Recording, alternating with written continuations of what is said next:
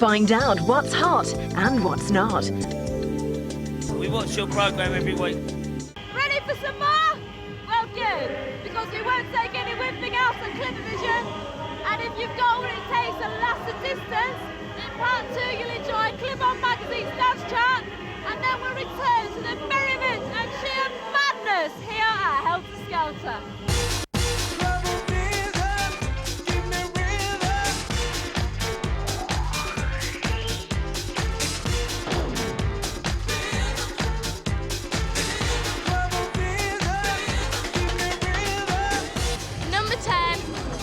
To the rhythm, get the groove. At number 9, we have Agenda and Heaven. Number 8, Ambassador the Fade. At number 7, it's Serious with Stop and Panic. And at number 6, we got Joshua and Evolution. At number 5, Menace. Another time, another place. Number 4, Nightcrawler's Never Knew Love. At number 3, Underworld with Jumbo. Number 2 is Armand Van Helden and Boogie Monster. At number 1, Blank and Jones, Cream. I'm Lit Master Mark from the Rat Pack. And I'm Everson Allen from the Rat Pack. And whenever we are in tune to TV, we always check out CLUBAVISION on a mission, every time with a rhyme. You know it. I remember Helter Skelters when I was just a little nipper, but they were nothing like this. I've had a look round and there's something for everyone. 5 music zones, a fun fair, and even a cinema. So let's get back amongst it and march it! You know.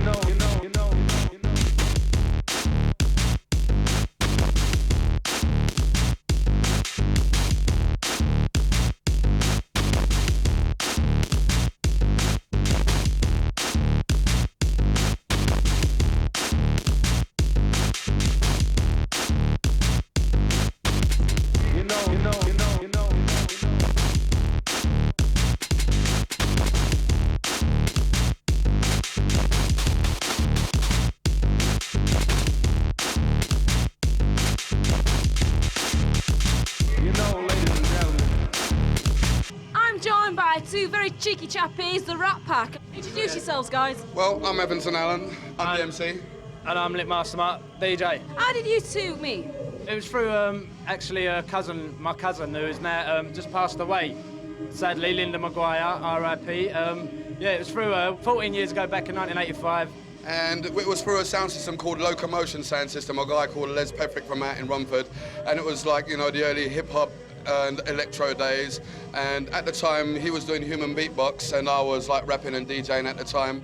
And we got together and teamed up to form what we are today. Do you go out party when you're not actually working as well? Well, we go out like having a rave, not all the time, you know, because it gets a bit monotonous, but at the end of the day, you still got to keep your ear to the ground, see what's going on. And we've got friends who are also DJs, and it's always good to go out and show the support, you know what I mean? On top of that as well, we have to spend a lot of time in and out of the studios working, making records. So we believe to actually make the records, you've got to be out and be a part of the scene, to actually feel it and get out and give people what they want. You claim to be the first person to MC over house music. Mm-hmm. What made you decide to do it? What made me decide to do it was because I felt something was missing. And it weren't actually just called house at the time, it was called acid house, which was like, all there seemed to be was like loads of samples from like dirty videos and all that. Like, can you remember the old track? I won't go through it, but like, I got a big, you know, what came next.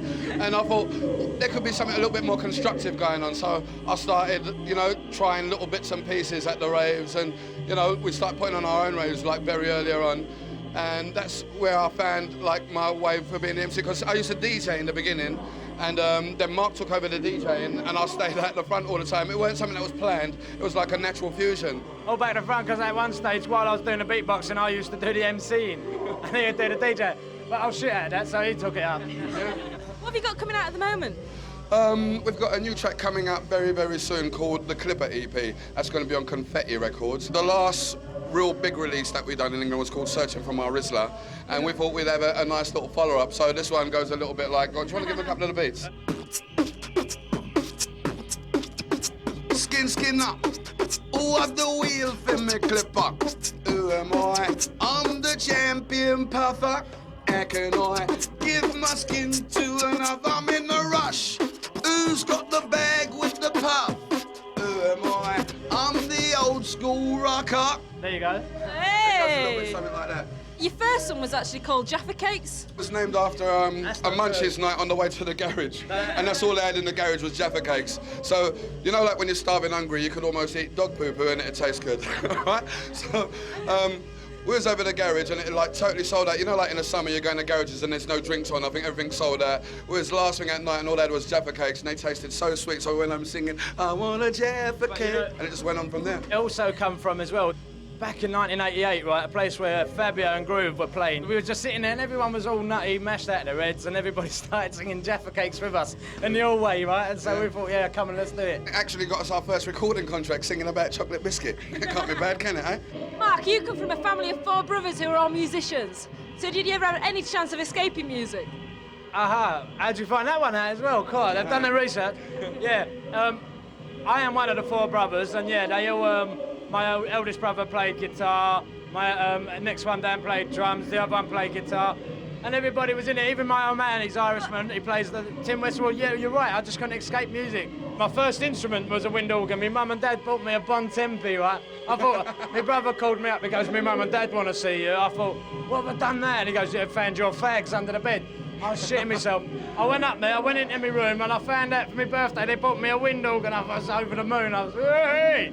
Is the Five still as good as it was like in the old days? No, what I'd say is you can't ever try to replace like what you once had. It's like having a party and then saying next week, yeah, I'm going to have another party like that. It never happens the same, does it? One-offs are one-offs.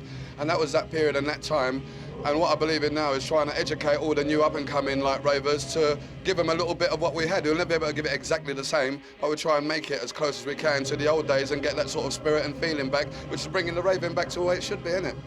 Why did they call you Lip Master Mark? I think you'll have to ask my girlfriend that. No, basically, it's all from I'm a Human Beatbox, like from the old school hip-hop days, and I had friends that did it, and that's basically what it is, you know, the little jingles that I've done for CLUBAVISION in the past, and we've done some little routines, and basically that's what it is, Lip Master, and I just, you know, I had a following from them days, and I just continued it throughout my DJing career. I think now's the time, now we've gained our experience in this scene here, it's time to pass it on to others, you know, like, there's new kids coming through, and I think it's good to be part of their future, try and set them up, and that's what we're about, you know, trying to bring on some new people into the scene and give it that new life, you know, it needs. Where do you see yourself going in the future? We'll try Bradford, eh?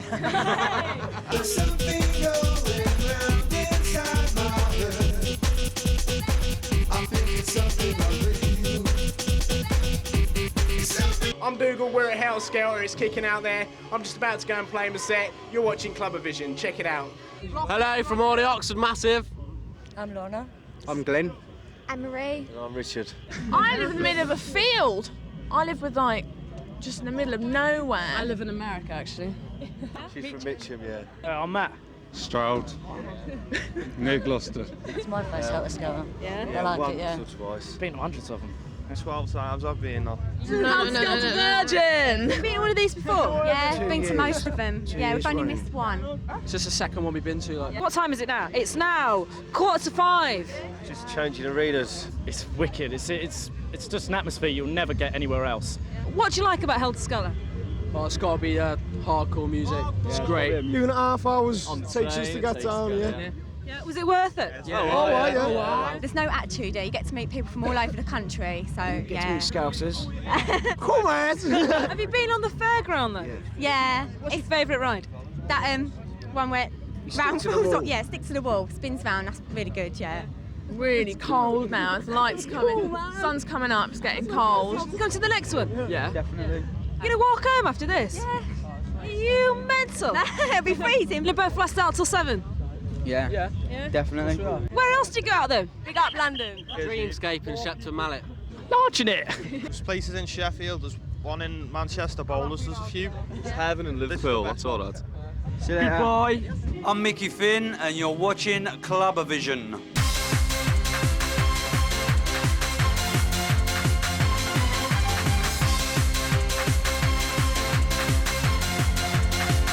I'm here with someone who's got a very appropriate name for Helter Skelter, right from the fairgrounds of the Magic Roundabout. It's Dougal. How long have you been playing here at Helter Skelter? Most probably, I'd say 10 years now. Yeah. Yeah, a long time. This is where it all started for me. It was like, I mean, first of all, this place was just an empty warehouse. There was nothing here at all. I mean, you know, they've really improved on the areas. They've put toilets in, and when I first come here, it was just an empty room. That was it, and it had the real sort of underground feel. You know, it's got a little bit smarter now. Is the atmosphere still as good as it was back then? Yeah, it's just everyone's moved on. You know, as they get older, they go into the houses. The sort of, you know, come in, they get into the hardcore and that. Because you're known for playing a fairly banging set. What attracted you to the hard stuff? Well, I suppose what happened was I just sort of progressed with the music from when I first started. Like, you know, Sasha and that was my hero at the beginning, like sort of 1988. Music just started getting a bit harder. I just sort of went with the flow. But I've always played like uplifting tunes, so it doesn't matter what music it is, as long as it's uplifting, the something's catchy there, I love it. You're signed to React as well, who released a Bonkers compilation. So have you got anything else coming out? We're just about to do a Bonkers 7. People didn't know if it was going to happen or not, but it is. The sales of 6 have gone really well. We got, I think, number 10 in the compilation chart. So, you know, it's gone really well. So we're just starting all the new stuff for the next one. When's that going to happen? It's going to be released in October, so I'll be working with Mickey Skidell and most probably Steve Dunkley, TKM, to get the new next tracks, and then I'll be licensing tracks off all the top artists in the scene. I must admit, the whole scene seems to be going a little bit more trancey now, so I'm going to have to sort of move with it a little bit, just put a little more of a trancey edge on it, just to keep it feeling new, so people don't get bored. Why do you think Japan love the hardcore scene so much? The Japanese are just mad. They love anything fast and furious. They're like, they've got all their little watches and all things bleeping everywhere, and that's the music. We went over there and it was absolutely amazing. They were dancing so hard. I had like 5 people holding the turntables to try and stop them, like jumping over and the needles and that. And the sound system was amazing. They love the speed. They love to dance fast. They love to get off on it, definitely. The album sales out there are absolutely like tremendous at the moment. So that's a real good sign for us. Do you go anywhere else abroad? Like we've been to Australia, LA, been Germany, Switzerland. I'm going to Toronto, I think in August. Yeah, August. We're going to the end of August. We're going to Toronto. Been there before? Yeah, been there once with Chris Brown from the Rough Drivers, because he used to be into the rave scene, didn't he? Got to wind him up about that. He'll kill me.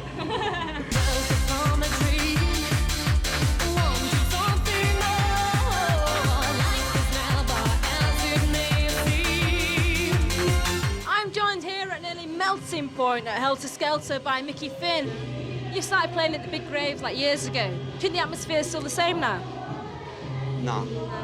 Yeah, never say never, but I don't know if you'll ever see that vibe again, because it was brand new. I suppose it was like what punk rock's first, when punk rock first come in, and what it ended up becoming. Do you prefer doing the big events, or do you like doing the smaller, intimate ones as well? Some of the big people have a go at big events and they don't actually understand what it entails to do something, of that calibre. Dave knows what he's doing. Everyone wants to come to these things. Kids come and have a good time, and that's what it's about. Some of the big events, I don't know, they're a bit washed out. Do you still not go out clubbing? Once in a blue moon. It's like if you ask the mechanic in his spare time to mend cars, where you're in clubs all the time, you start losing that feel to go out to a club because you're in them so much. So it's just like, I don't know, it's like another club. So once in a blue moon I'll go out. Are you still running your label? Yeah, the label's still going strong. We're just about to put a compilation album out. Urban Takeover presents Global Takeover, which is 11 tracks off the label, which we've had different mixes of them done. And we're going to get a few more releases out, in a few months. 6 of the things on there we've got different mixes. More of a jump up album, more up tempo kind of stuff. But the label's going to start getting into some kind of dark drum and bass as well. Are you still running your record store in Gravesend?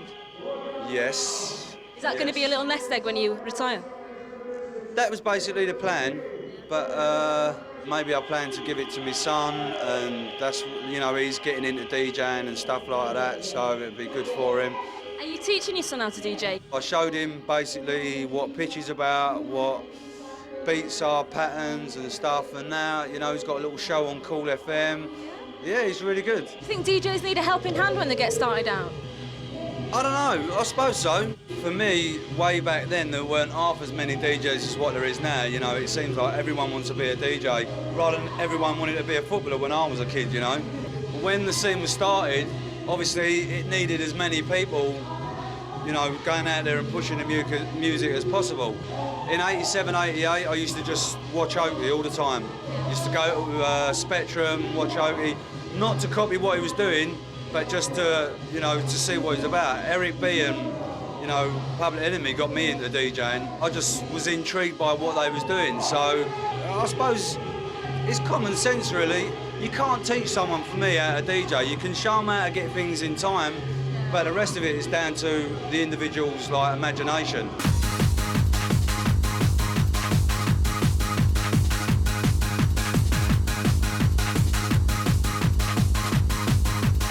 That's it for this week.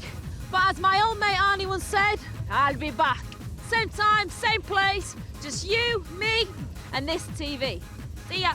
Next week, CLUBAVISION continues its epic tour with bonbons at Hollywood in Ipswich, the disco go-karting pile-up Speed, Touch Magazine's dance chart, and funk at the Sound Republic in London.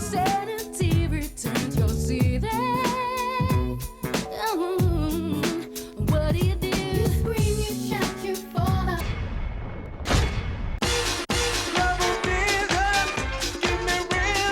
Please like, tag, share and subscribe.